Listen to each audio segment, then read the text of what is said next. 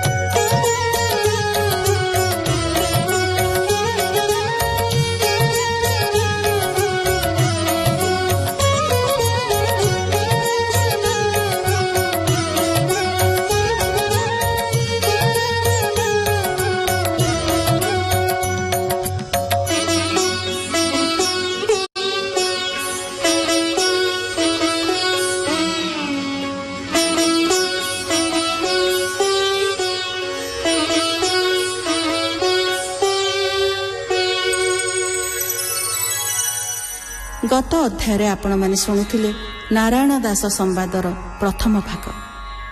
आज शुणिबा नारायण दास संवादर द्वितीय भाग।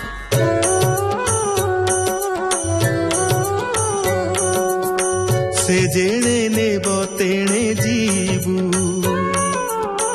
आंभ आयत नाही बाबू एमंत शुणिण दुर्जने बोइले शुण महाजनी कपट कल तुम्भ चिते सबुरी प्रभु जगन्नाथे सकल जीव प्राणमणि से हानि लाभर कारेणी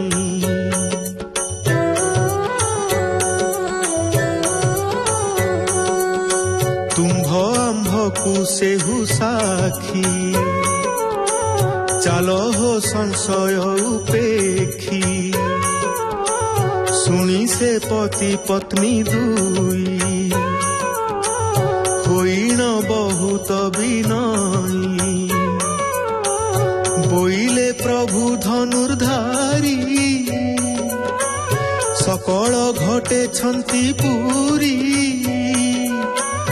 ताहांकु जेबे साखी कल होइला सबु कथा भल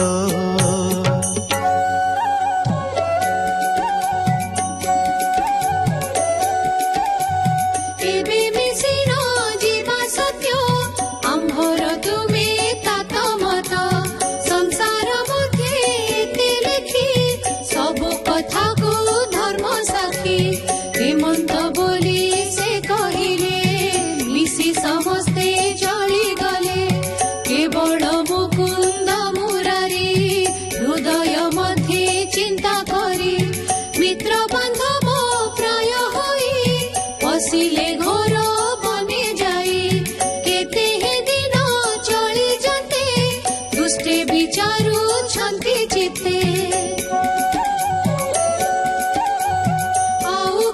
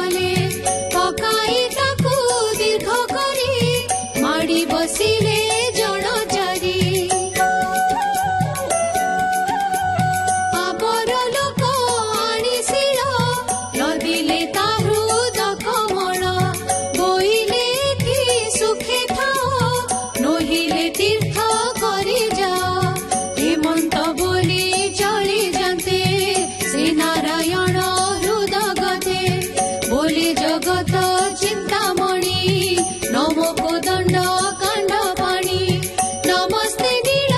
घनवती नमो जानकी देवी पति चर चर आदि करी सकल घटे अछुपुरी तोर बाहरे अन्य जणे अछि के मो जीव रक्षणे तू नाथ जाहा ताहा कर अन्य शरण नाही मोर एमंत चिंते मने मन बदनु न स्फुरे वचन ताहा जानी से दुष्ट चित्ते एमला विचारी तुरीते लेउटी गले प्रिया पास बोइले एबे जीवा आस बुली मरंतु केणे जाई अरक्ष जन प्राय होई एबे पाइलु दशपति ताहा शुणी न से युवती रहिला स्तंभीभूत होई जे सने काठर कंढेई भये ता जीवन उड़िला श्रीराम नाम सुमरिला बोइला आहे महाबाहु शरण पंजर बोलाऊ पुराण पथे अछि शुणी आतंक काले रघुमणि रखिबे बोली अर्थे धनुषर धरिण अछबेनी कर एमंत भावी वन भागे चाही अछि से चारि दिगे ता मन जानी दई तारी तेजिले अयोध्या नगरी चढ़ीण श्वेत अश्व परे मिलिले सेही वनस्तरे झटक बिजुलीर प्राय आगे दिशिले देवराय नीलजिमुत कलेबर राजीव लोचन सुंदर रंग अधरे मंद हास गलिकी पड़ुची पीयूष नाटुआ शिरोमणि प्राय पिंधा काछेणी कही नुहे कटीरे जम दाढ़ बांधी सरतुणी कुकंधे छंदी ढाल ही पड़ी पिठीरे चढ़ीण श्वेत अश्व परे एमंत क्षत्रि रूप होई धाई अछंती भावग्राही ताहांकु देखी से दुर्जने पड़ाई गले घोर बने केयबा भये पड़ी पड़ी का आंठू गंठी गला छिड़ी काहा कपाळ गला फाटी भाजिला काहा दांत पाटी बाजिण कंटा डाल झाटी काहार नेत्र गला फुटी छिड़िला का नासा श्रवण पड़ाई गले घेनी प्राण एमंत बेले रघुवीर विजय से नारी पासर हसी बोलंती रघुवीर केवण देशे तुम्भ घर काहू अइल जीव काहीं एकाकी संगे केही नाही ए जेउ माने पड़ाइले से किस तुम्भंकु कहिले ता शुणी बोइले तरुणी शुण क्षत्रिय चूड़ामणि से कीर्ति चंद्र नृपवर तांको राज्य रे आंभ घर जाति रे बणिया करण आंभ अदृष्ट कथा शुण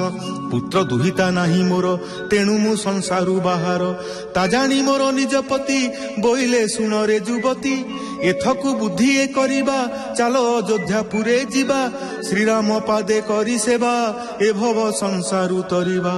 एमंत बोइले से जेणु होइलु तीर्थ करी तेणु एबने होइलु प्रवेश आसी मिलिले जन दश ताहांकु देखि भय कलु एबने न जीवु बोइलु आंभकु नाना रूपे कही सत्य वचने मन मोही बोइले आंभे तुम्भे दुई सबुई साक्षी भावग्राही केवल श्री रघुनंदन अशेष जीवर जीवन कपट आंभ हृदय थिले जानी दंडिबे सेहु भले एमंत सत्यवाणी शुणी आनंद हेलु बेनी प्राणी अति अगम्य वन देखी एथि उगाड़ी मते रखी मोर स्वामी की बांधी नेले के जानी काहीं किस कले तेणु आसीण मोते धरी नट नारी प्राय करी बोइले आस आंभपुरी भारीजा होइब सबुरी एबे से तुम्भंकु देखन्ते पड़ाई गले जे झामते तुम्भे विजय कल एथि भाग्य दिशिला मोर अति के तुम्भे मुताहा न जानी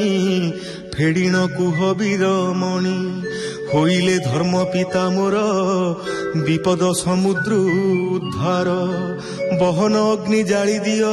तही मो शरीर पकाओ स्वामी विहीने मो जीवन थिबार किस प्रयोजन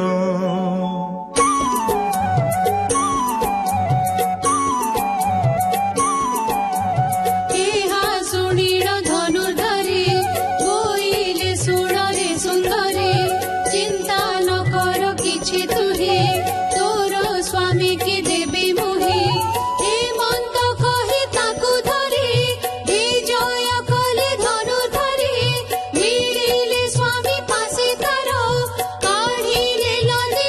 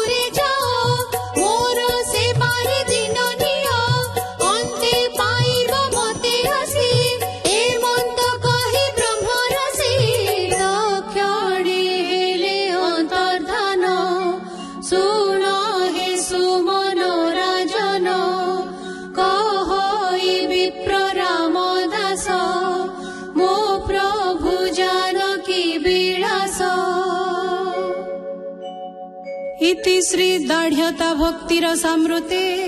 मन चैतन्य संवादे करण नारायण दास पति पत्नी दृढ़ भक्ति वर्णने नाम 31